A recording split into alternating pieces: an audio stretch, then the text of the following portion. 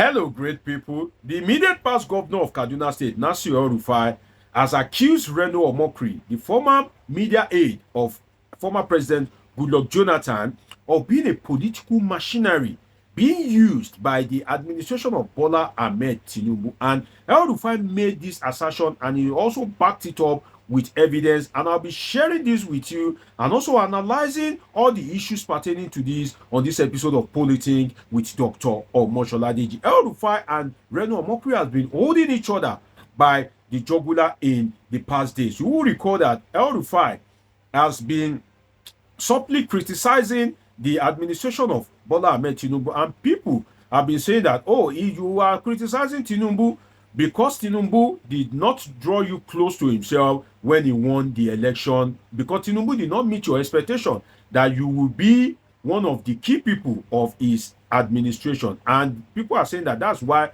El-Rufai has been against the Tinubu administration. And you know that Reno Omokri has been the unofficial spokesperson of the Tinubu administration. Suddenly, surprisingly, the Reno Omokri that was going all out to criticize Buhari, despite the fact that Buhari is of the APC, the party of Tinubu, and Buhari handed over to Tinubu. Surprisingly, Reno Omokri has turned himself to be the unofficial spokesperson of the Tinubu administration. So if you are a ruling political elite and you come for the Tinubu administration, sometime even before the presidential aides like Sunday Dare, Daniel Bwala, Bayo Nonuga, before they come for you, Reno Omokri would have come very hard for you. And this is what happened in the case of Nasir El-Rufai. Reno Omokri fired the first shot. Nasir El-Rufai responded in a very brutal manner. Now, let me review to you what Reno Omokri tweeted, and I'll read it out to you. Reno Omokri tweeted that Nasir El-Rufai is just being clevered by half in expressing his frustration at not being a minister by attacking the funding of a rail project in Lagos by the federal government. Under Buhari, Nigeria took a $2 billion loan to build a railway in Niger Republic. Did El-Rufai complain? Then this is according to Reno Omokri. You would recall that the northern political elite have been aligning against the presidency of Bola Ahmed Tinubu based on the accusation that Bola Ahmed Tinubu is too Yoruba-centric. They have been accusing the president of diverting all the goodies to the southwest. Do you agree with this assertion of the northern ruling elite? I look forward to your perspective in the comment section. And also, do you agree with the personality of Reno Omokri and that of Nasir El-Rufai? I look forward to reading from you. Now, El-Rufai responded to what Reno Omokri said. He described Omokri as a political machinery retained by any paying person or government. As simple as that word is, it gets many meaning. Very deep and brutal meaning at that. It means that Reno Omokri, according to Nasir El-Rufai, has no integrity.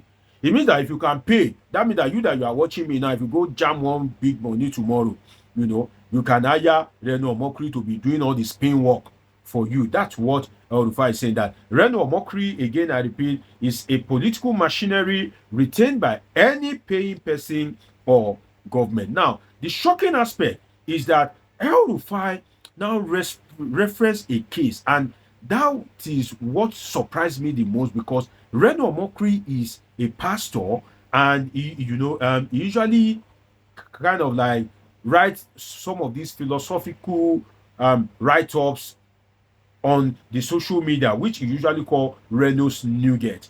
See, now, El-Rufai referenced a past case of alleged identity theft where an American accused Omokri of using her son's name, Wendell Simlin, in an attempt to link the former central bank, the former Central Bank of Nigeria governor Lamido Sanusi to the terrorist group Boko Haram. As much as you find it hard to believe this argument by El-Rufai, don't forget that these people, they usually know themselves.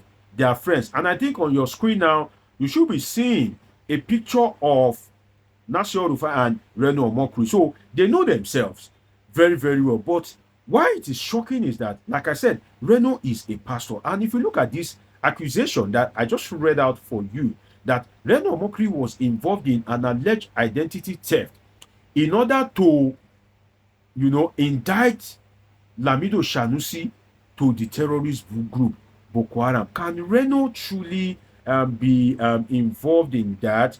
You see, as much as you may want to believe El-Rufai, for me it is hard to believe because, sincerely, I don't see Reno in that light. Reno is good at spinning, and I've told you that he's an intelligent guy. In fact, Reno's attack to Nasir El-Rufai is longer than that, whereby he was justifying the action of the Tinubu government that, okay, Buhari built railway to Niger Republic because his father is allegedly from Niger Republic, that what is the benefit of Niger to Nigeria compared to the benefit of Lagos to Nigeria, that there's no tribe that you won't find in Nigeria, even use the GDP of Lagos. Reno is good at all this spinning. And that's why I have told you in one of my recent videos that if you are listening to Reno, if you are not somebody of equal knowledge or somebody of superior knowledge, Reno will easily win you to his side, because it will not only bring up an argument, it will bring some,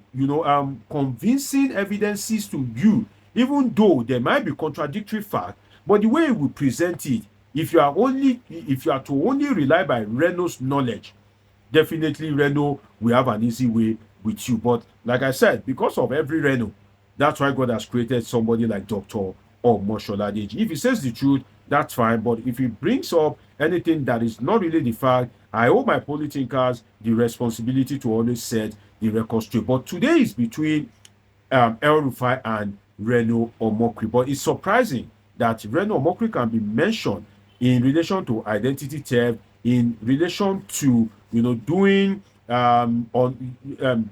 unholy things to indict Sanusi Lamido, the former governor of CBN, to link him with Boko Haram. That is very surprising if it is true. Now, you see, what I can point out is to my fellow politicals and the citizens of Nigeria, which is that don't be used as an instrument. I usually say it, and I won't get tired of saying it. Don't be used as an instrument. Believe politicians at your own peril. During the election, Reno Omokri was against Bola Tinubu. He even, carried placards that don't vote for Bola Tinubu because he is a drug baron.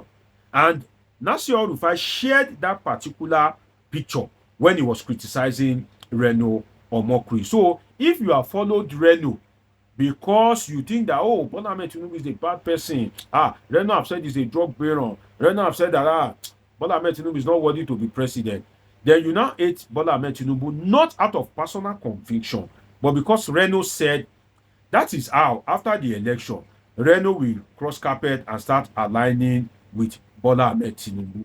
So where does that leave you as a person? That's why I usually tell my politicians that don't be used as an instrument in the hands of politicians. I, as a political scientist, I am trained to hear all but believe nothing. Why? Because what comes out most times from the mouth of politicians' version of the truth is often a lie. Again, I repeat, the reason why I hear all and believe nothing, and what do I seek to believe? The truth. And if you want to see the truth, if you want to hear the truth, you need to search for it by yourself. Why do I hear all and believe nothing from these guys? Because the politician's version of the truth is often a lie. And that is why you need to be intellectually smart. You need to be cautious. It's not just all about watching movies. If you are from a developed country, it's okay.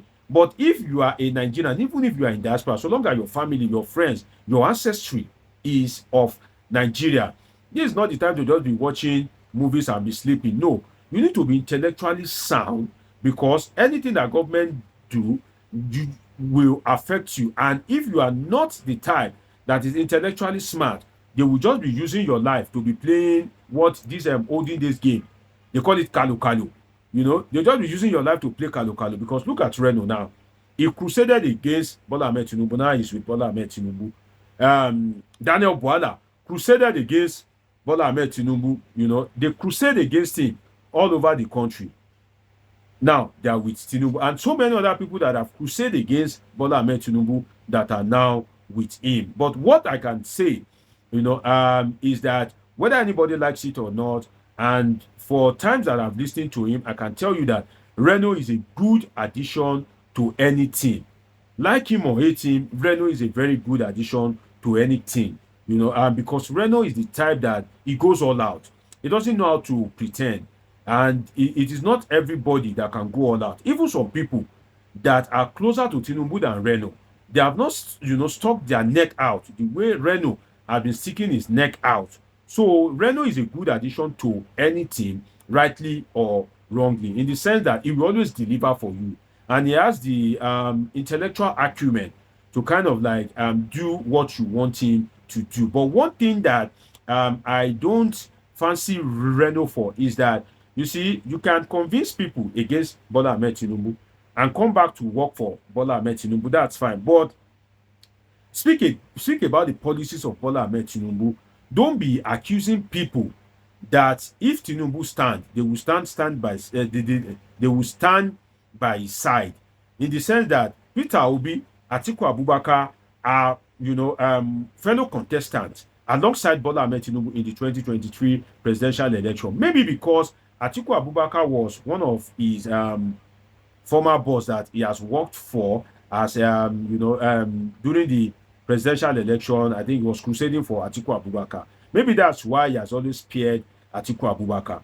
But the way he has always come out hard on Peter Obi, I think that is not too cool, in the sense that rather than continue attacking Peter Obi at any given opportunity, why not devote that energy to be using why not devote that energy to convincing people about the personality of Bola Ahmed Tinubu? Why not devote that energy to be convincing people about the policies of Bola Ahmed Tinubu, and why people that don't fancy Bola Ahmed Tinubu should now begin to admire him? But if you are basing all your time on attacking Peter Obi, or you are going for some of these political stalwarts, at the end of the day, rather than winning friends for Bola Ahmed Tinubu, you would have earned him more enemy.